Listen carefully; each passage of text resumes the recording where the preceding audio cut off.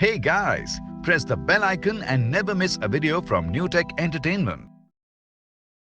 के प्यूरिफायर को किस तरीके से इस्तेमाल करने से हमें बेहतर बेनिफिट मिल सकता है। पहला कंडीशन यह है कि आपके दरवाजे खिड़की बंद, तो अगर एसी एनवायरनमेंट है या बहुत ठंड है उस दौरान दरवाजे खिड़की बंद होते हैं, उस दौरान प्यूरिफायर बेस्ट काम करता है। तो ये कंडीशन जो है इंडिया में अगर आप देखेंगे एवरेज बॉम्बे कोस्टल एरियाज में सबसे ज्यादा होगा।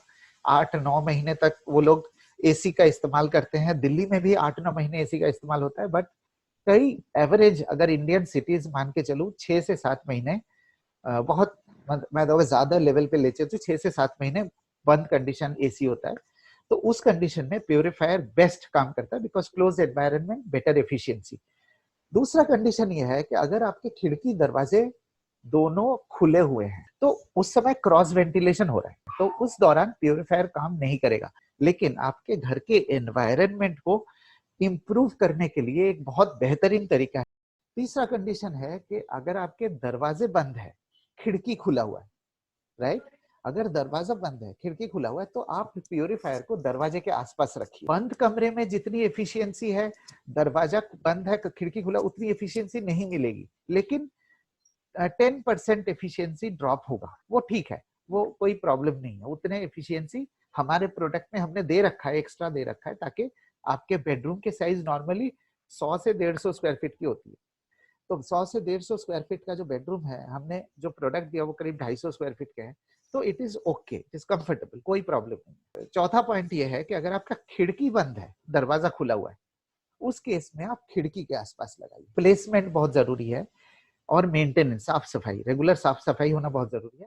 प्यूरिफायर को दीवार से, अगर ये मान लीजिए आपका दीवार है, दीवार से 1 फीट दूर रखिएगा। और ये जो फ्रंट सरफेस है, ये फ्रंट सरफेस मतलब आपको दिखना चाहिए, मतलब इसके पीछे जो है फिल्टर्स है, फिल्टर वाला साइड जो है दीवार की तरफ होगा, ये फ्रंट आपके तरफ होगा। हमारा एक बहुत यूनिक सिस्टम है, यूनिक एयर फ्लो सिस्टम है, उसका भी एक वीडियो शेयर करूंगा। हम जब एयर प्यूरिफायर की बातें करते हैं, हमें खासकर इसी तरीके के ऑब्जेक्शंस आते हैं। हमें जरूरत नहीं है, हम कहा 24 घंटे गले में लटका के थोड़ी घूम सकते हैं, ये बहुत महंगा है, इम्यूनिटी वीक हो जाएगी, ये बहुत कॉमन है। कई लोग बोलते हैं इम्यूनिटी वीक हो जाएगी, हम अगर बेहतर हवा में हमें आदत पड़ जाएगी, हम बाहर चलते ही बीमार पड़ जाएंगे। कई लोग बोलते हैं एसी के अंदर भी प्यूरिफायर होता है, तो एसी का भी एक वीडियो है कि एसी के लोग बोलते हैं प्यूरिफायर है, उसकी सच्चाई भी हमने निकाल दिया। ये एक बहुत इंपॉर्टेंट पॉइंट है लास्ट वाला, कि प्यूरिफायर खरीदने के बाद हमें कुछ इमीडिएट रिजल्ट नहीं मिलते, तो हमें टेंशन हो जाती है कि भाई 20,000 रुपए गए किधर। तो हमने क्या किया, हमने 4 बेनिफिट्स जो आपको एयर प्यूरिफायर लगाने के बाद आपके घर में ये बेनिफिट मिल सकता है। पहला, 7 से 10 दिन के अंदर एस्थमा के मेडिकेशन आप रिड्यूस कर सकते हो। दूसरा, कई लोग सुबह उठ के छींकते हैं, खांसते हैं, इसे मॉर्निंग एलर्जी भी कहा जाता है। 3 से 4 दिन के अंदर मॉर्निंग एलर्जी रिड्यूस हो सकता है। बच्चों की बीमारी के बारे में हमने कहा था कि बच्चे ज्यादा बार बीमार क्यों पड़ते हैं, चूंकि उनके जो श्वास नाली है सुपर सेंसिटिव है। अगर हम इग्नोर करते जाएंगे, वो सुपर सेंसिटिव और सुपर सुपर सुपर सेंसिटिव होता जाएगा। तो अगर आप बच्चों के कमरे में, बच्चों के बेडरूम में आप प्यूरिफायर लगाते हैं, तो बच्चों के सिकनेस, मतलब बच्चों के बीमारियों में 50% तक रिडक्शन हो सकता है। ये चीज जो है आपको इंस्टेंट नहीं नजर आएगा, बट 1 साल के दौरान आप देखेंगे कि बच्चे कम बीमार पड़े हैं। ये हो गया तीसरा बेनिफिट। चौथा बेनिफिट बहुत इंपॉर्टेंट है, आपसे मैं खुद सवाल एक पूछना चाहता हूँ कि जब आप एसी कमरे में सो के उठते हैं, तो सर में भारीपन, नाक बंद या गले में खराश जैसी शिकायत होती है या नहीं होती है? आप अगर ये सवाल आप 10 लोगों से पूछेंगे, आपको 8 से 9 लोगों से आपको जवाब हाँ मिलेगा। फिर कितनी फ्रीक्वेंसी में होती है? हफ्ते में 1 बार, हफ्ते में 2 बार? सिर्फ आपको होता है या आपके फैमिली मेंबर्स को भी होता है? तो ये जो फ्रीक्वेंसी है, ये फ्रीक्वेंसी बढ़ रहा है कि घट रहा है?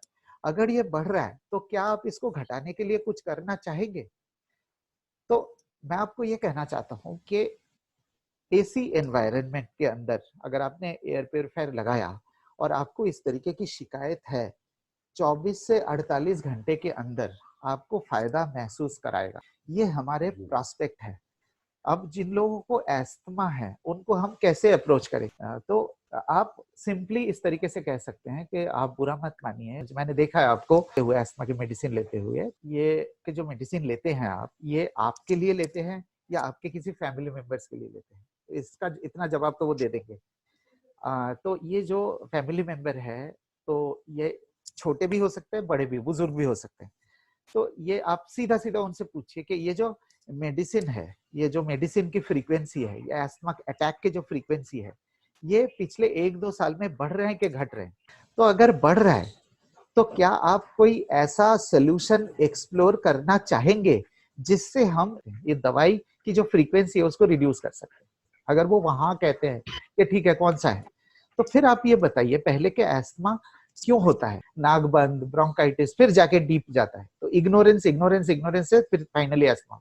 वो कॉन्सेप्ट उनको बताइए। फिर आप ये बताइए कि हमारा सॉल्यूशन क्या है? तो ये बहुत एक नेचुरल तरीका है कि हम शरीर के अंदर इम्प्यूरिटीज कम डालें और ऑटोमेटिकली अस्थमा के अटैक्स को कम कर सकें। तो फिर आप ये बताइए कि हमारे पास ब्रिटिश एलर्जी फाउंडेशन के जो सर्टिफिकेट है, ये दर्शाता है एलर्जी मेडिकेशन को रिड्यूस करने के लिए इससे बेहतरीन प्रोडक्ट और कहीं नहीं है मार्केट में। अब धीरे-धीरे मैं आपको एक्सपेंसिव वाला बैरियर भी तोड़ने लगूंगा। अब आते हैं हम लोग न्यू बॉर्न चिल्ड्रन। मैंने ऑलरेडी बता दिया कि बच्चों के किस तरीके से बेनिफिट मिल सकता है। पेट ओनर्स, कई लोग आज घर में पेट्स पालते हैं। पेट पालने का सबसे बड़ा डिसएडवांटेज ये है, पेट के इन्फेक्शन हमारे लिए खतरनाक है, हमारे इन्फेक्शन पेट्स के लिए खतरनाक है। दूसरी बात यह है कि पेट्स कहीं भी घूमते हैं, सड़क पे घूमते हैं, फिर वो घर के अंदर आते हैं, इधर उधर जाते हैं, तो पेट की जनरली हाइजीन मेंटेन करना बहुत मुश्किल होता है। तो जहाँ पे पेट रहते हैं, जिस घर में पेट रहते हैं, उसके अंदर एक अजीब सी स्मेल रहती है। तो कई लोगों को उन स्मेलों से एलर्जी होती है। मैं आपको एक और बात कह सकता हूँ कि जिस घर में पेट है, आपको एक आदमी जरूर मिलेगा जिनको नाक से पानी बहने की शिकायत है, जिसको एलर्जिक राइनाइटिस कहा जाता है। तो आप उनसे कह सकते हैं कि पेट स्मेल के लिए भी हमारे पास अलग से एक सर्टिफिकेट है जो प्लाज्मा क्लस्टर पेट स्मेल को भी रिड्यूस कर सकता है। अब आते हैं ईएनटी वाले प्रॉब्लम्स। ईएनटी मतलब ईयर नोज थ्रोट। तो ये उन प्रॉब्लम्स की बात कर रहा हूँ मैं यहाँ पे, जैसे ब्रोंकाइटिस हो गए, सोर थ्रोट हो गया, गले में दर्द हो गया, खांसी हो गया, सर्दी जुकाम हो गया, उन तरीके के बीमारी के लिए भी प्यूरिफायर मददगार साबित हो सकता है। सेकेंड हैंड स्मोकर्स, ऑब्वियसली आप समझ पा रहे हैं कि हाँ, जिनके घर में लोग सिगरेट पीते हैं, दूसरे लोगों को भी पैसिव स्मोकिंग से इम्प्यूरिटीज जाने का खतरा होता है, तो उनके भी बेनिफिट हो सकता है। कि हॉस्पिटल को अगर आप ये कहेंगे जाके कि आप आपके हॉस्पिटल में इम्प्यूरिटीज है, आपको प्यूरिफायर लेना चाहिए, ये सब नहीं सुनेंगे वो। 50 to 100 बेडेड जो हॉस्पिटल्स है उनको टारगेट करिए, उनको बिजनेस प्रपोजल दीजिए। बिजनेस प्रपोजल क्या है कि आपके पास 50 बेड है, लगभग आपके पास 25 से 30 कमरे होंगे, हो सकता है ज्यादा होंगे, 30 हो सकता है, 30 कमरे हैं। आप उस 30 कमरे में अगर आप एयर प्योरीफायर लगाते हैं और पेशेंट को आप ये कहते हैं कि आपको हम लोग एक बेटर एनवायरनमेंट दे रहे हैं, जिसके लिए 250 रुपए आपको एक्स्ट्रा देना है या 200 रुपए आपको एक्स्ट्रा देना, उसके लिए कोई मना नहीं करेगा, कोई भी मना नहीं करेगा। अगर आप पर डे 200 रुपए एक्स्ट्रा लेते हैं तो महीने में आपके आ गए 6,000 रुपए। ये आपको बताना है हॉस्पिटल के मालिक को। अगर आपने 200 रुपए एक्स्ट्रा चार्ज किया, एक बेहतर एनवायरनमेंट दिया अपने पेशेंट को, 3 महीने के बाद आपके पैसे आ गए, रिटर्न ऑन इन्वेस्टमेंट आ गया, उसके बाद तो फायदा ही है ना। एक और बेहतरीन आइडिया देता हूँ। जो भी मैं 50 बेडेड 100 बेडेड हॉस्पिटल की बात कर रहा हूँ, वहां पे क्या है कि पेशेंट्स के ऑपरेशन होते हैं। जब शरीर को काटा जाता है, ऑब्वियसली आप ये समझते हैं कि बॉडी के अंदर के टिश्यूज और मसल्स एक्सपोज होते हैं सराउंडिंग में। जब वो सराउंडिंग में एक्सपोज होते हैं, सराउंडिंग में बहुत सारे बैक्टीरिया वायरस है।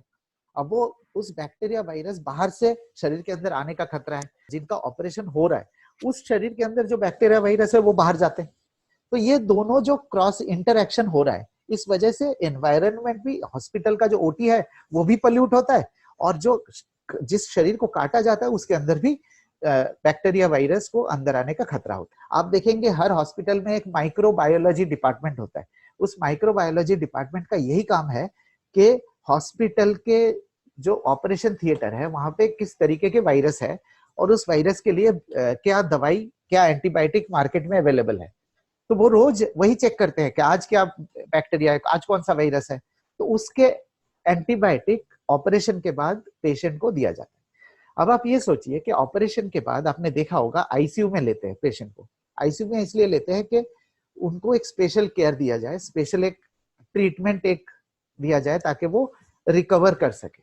मेरा प्रपोजल ये है कि आईसीयू में जनरली 3 जूनियर डॉक्टर होता है जो 8-8 घंटे की ड्यूटी होती है। आपके नीचे उनको आपके डिस्ट्रीब्यूटर बनाना है।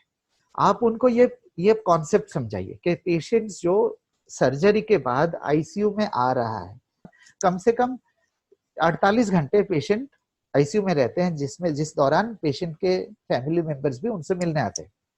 तो आईसीयू का जो डॉक्टर है उनको ये कॉन्सेप्ट बताएंगे कि देखिए इन्वेजिव सर्जरी के बाद बॉडी की इम्यूनिटी वीक हो जाती है, फिर धीरे धीरे के इम्यूनिटी को रिकवर करना पड़ रहा है, बॉडी को बहुत मेहनत करना पड़ रहा है, बहुत ज्यादा मेहनत करना पड़ा। उस दौरान आपने हवा के जरिए भी इम्प्योरिटीज शरीर के अंदर डाल रहे हैं, लेकिन इस दौरान आपने प्योरीफायर अगर लगाया अपने बेडरूम में तो कम से कम हवा के जरिए जो इम्प्योरिटीज शरीर के अंदर कम जाएंगे।